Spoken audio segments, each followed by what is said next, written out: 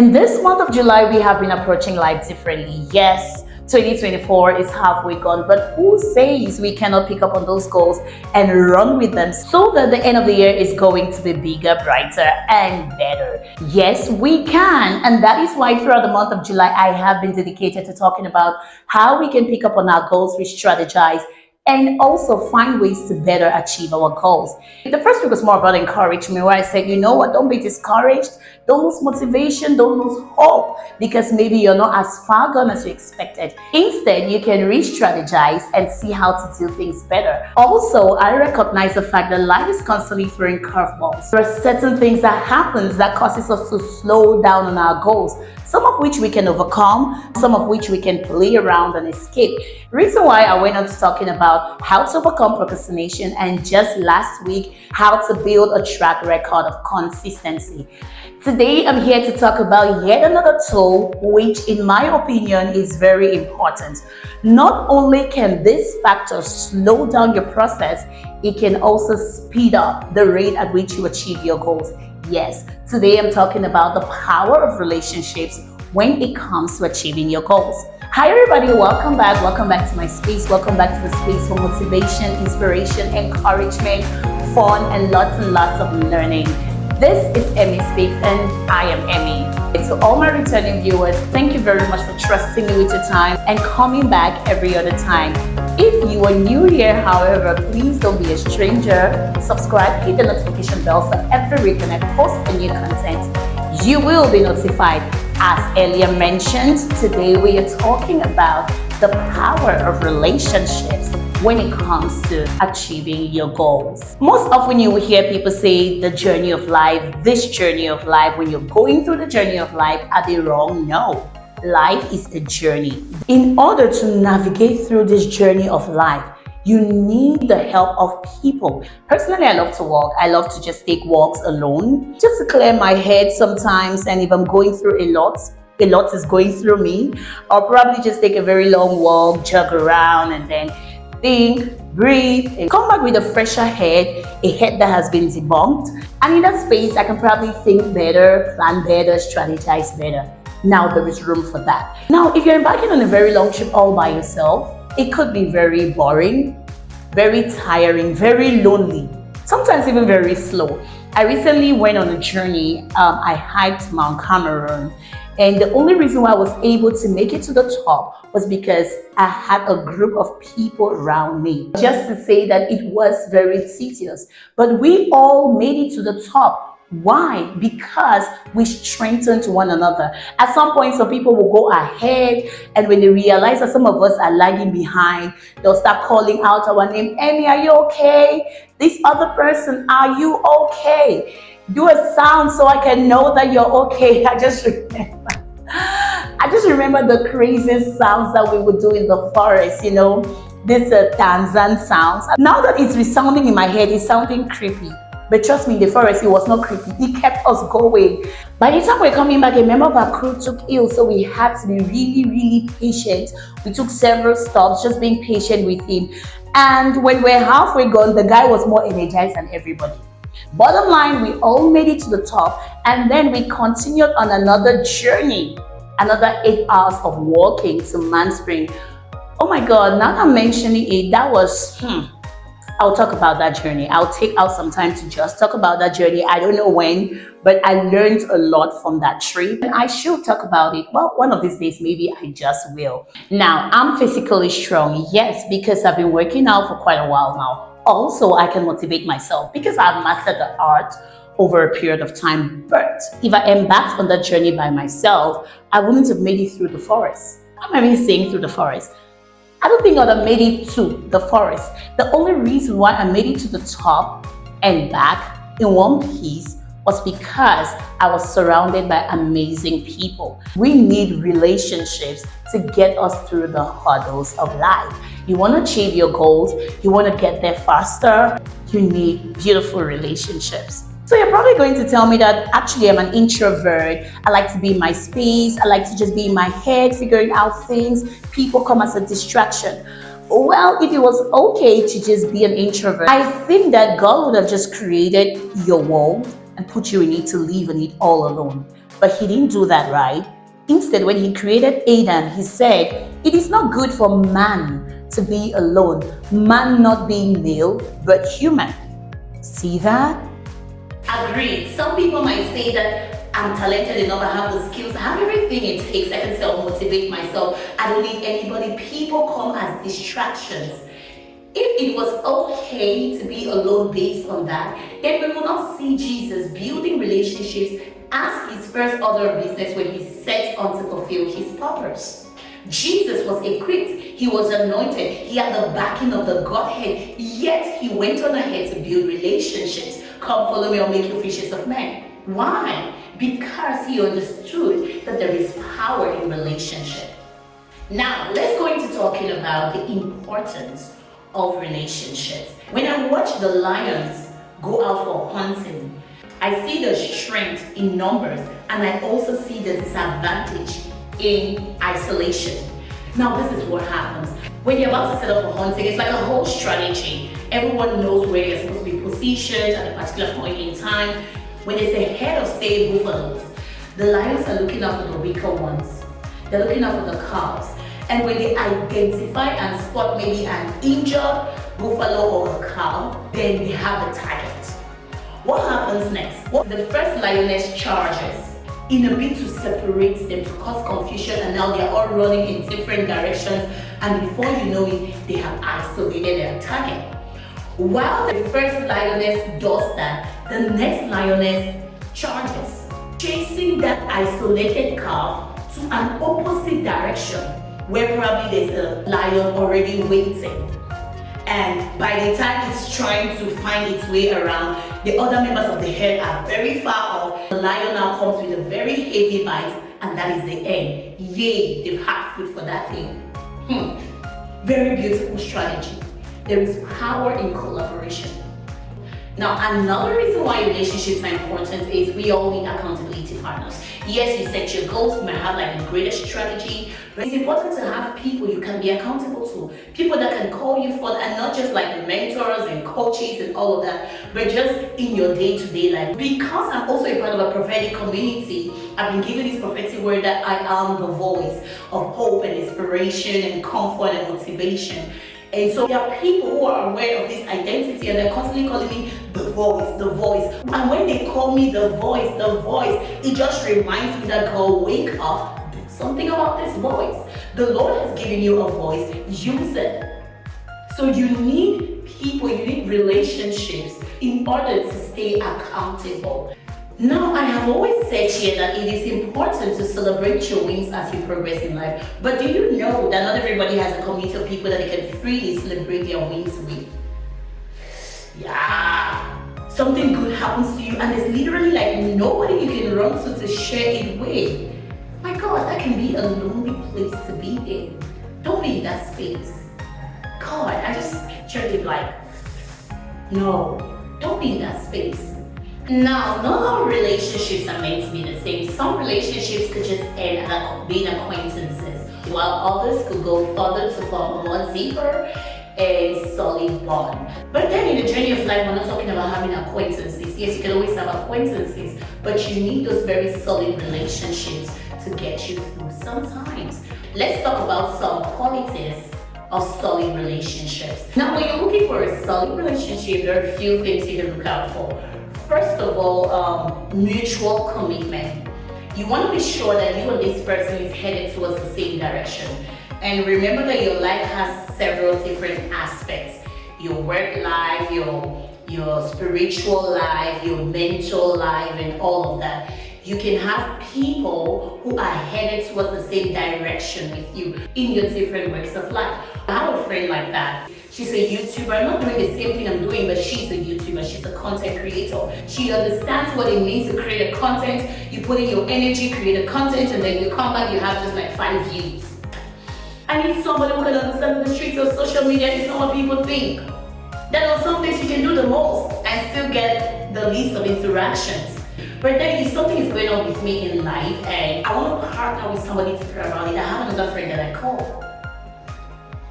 If I want to grow spiritually, say maybe I want to study in depth on prayer, on faith, I have somebody I call, can you help me with this? What books can I read? What particular scriptures can you help me with so that this facilitates the process? So look for people who are headed in the same direction as you in your different walks of life. Now, the second thing you want to look out for is, can you guys weather the storms of life together? There are some people who can stick around as long as life is going good. But then when life starts going gaga, they are gone. And those are not people you want to build like solid relationships with, because life always has its ups and downs. There are people that could really want to be friends with me. Don't expect me to always just be Pastor Emmy. Don't expect me to always just be EmmySpeaks, nice, encouraging, motivational, and all of that. And on days when I'm not that person, they can't handle it.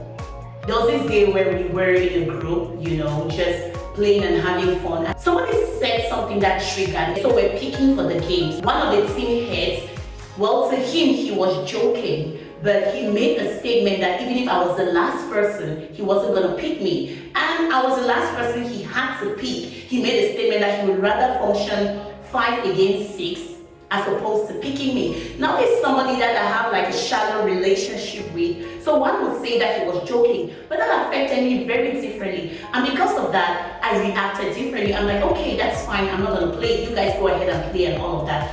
And then somebody who was supposed to be my friend came confronting me. And like, I'm disappointed in you that you acted that way. You were supposed to be the bigger person. Even if he said that you were supposed to be the bigger person. And oh my God, I was so disappointed in that friend of mine. Because I'm expecting that as my friend, on days like that when I'm not okay, you should be able to understand that it is okay for me to not be okay. I wasn't okay with the way he played around that. I've had to deal with issues of rejection in my life. So there's a way that any act of rejection triggers me. And then you play about it for longer, then you stretch it for longer, then you expect me to be okay with it. I wasn't okay. And I'm not going to pretend to everybody that I'm okay because I'm Pastor Emmy. Now, mind you, I was already feeling bad by that action.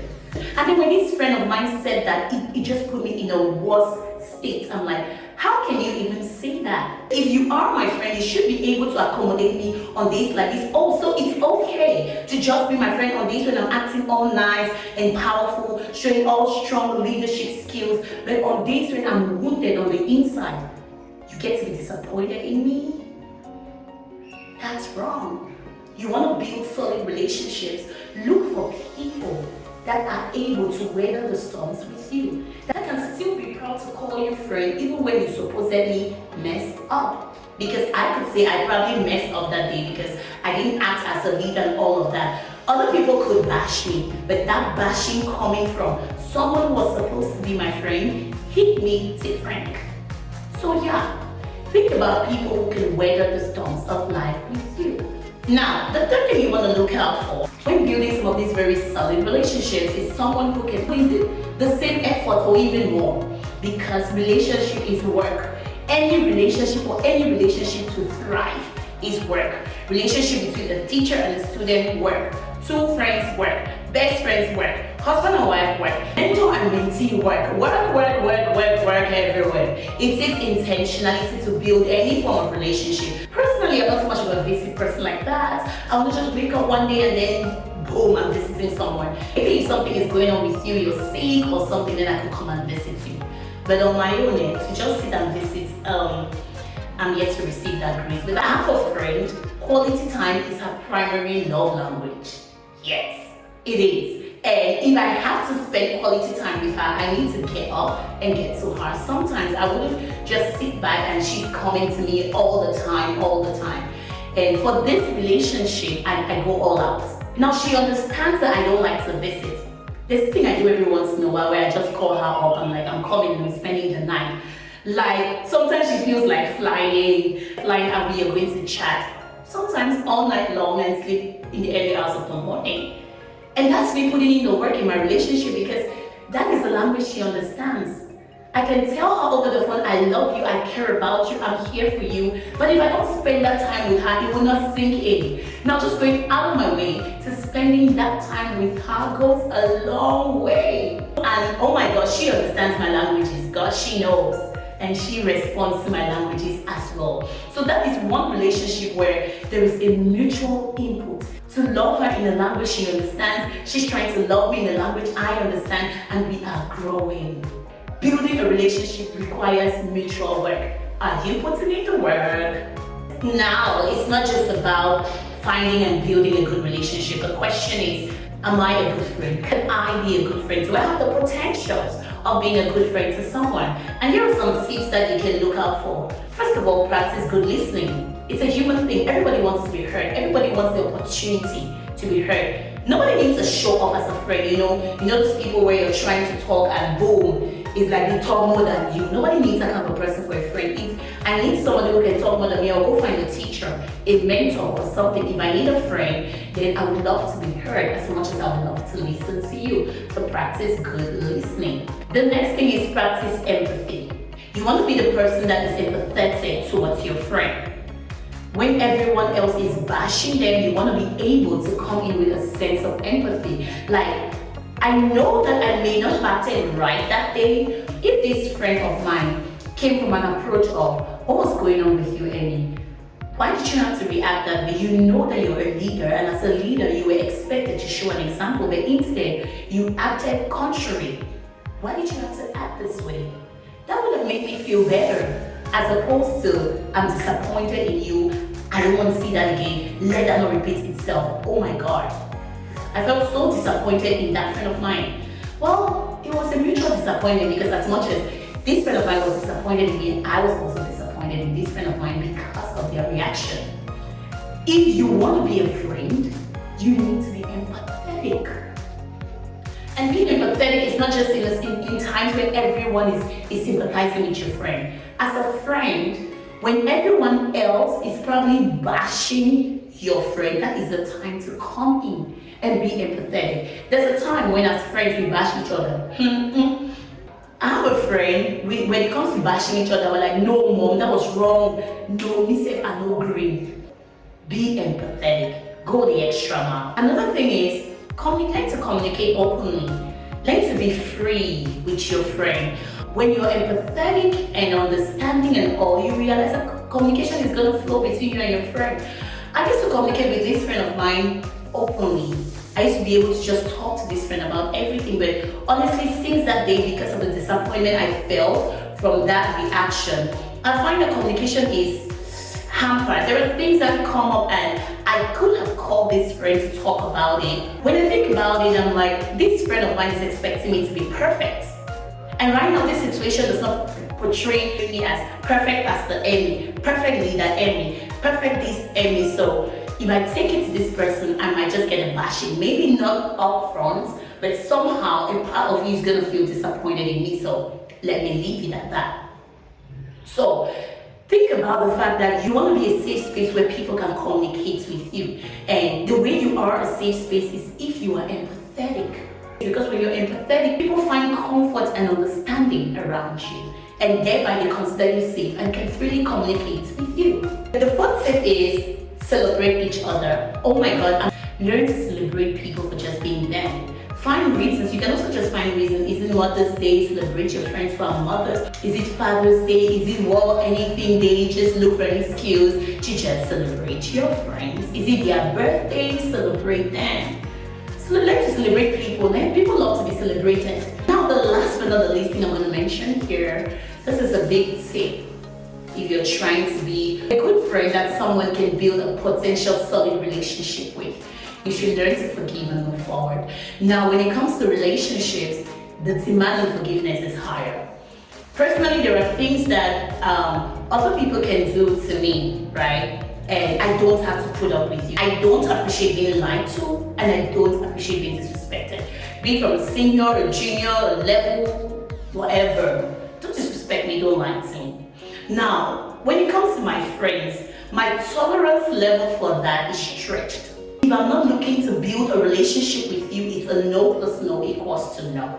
You disrespect me once, you disrespect me twice, I just move on from you. But if I'm looking to build a relationship with you, or if I am in a relationship with you, my tolerance for it is going to stretch a little bit. You do it once, you do it twice, we're going to talk about it, we're going to have conversations around it. I'll go through the chore of having conversations around it just for understanding. And after that, if you persist, then I can begin to think about, oh, this relationship is toxic, let me move from it. But if I am not in a relationship with you, I'll just push you on the side. If I have to relate with you for work basis, we're going to relate, we're going to work together. And that's that, yeah. So when it comes to relationships, your forgiveness level should be stretched. Your understanding level should be stretched. Which brings me to the last thing. Don't expect too much. Don't be too expectant. Work on yourself to become a great friend and don't expect too much. But whatever you do, make sure that you are working towards building amazing relationships. You need them. You need relationships to sail through life. Okay, thank you so much for watching. I hope you've learned a thing or two as far as relationships are concerned, and I hope that moving forward you're going to think about, adjusting some of the relationships you have, and why not building new ones. But be sure to take into consideration several things before building relationships. I'll see you on my next video. In the meantime, stay motivated, stay hopeful, stay encouraged. Go out there and build beautiful relationships for yourself. And always remember, I am Emmy. When Emmy speaks, she speaks to the world. Are you listening? Bye!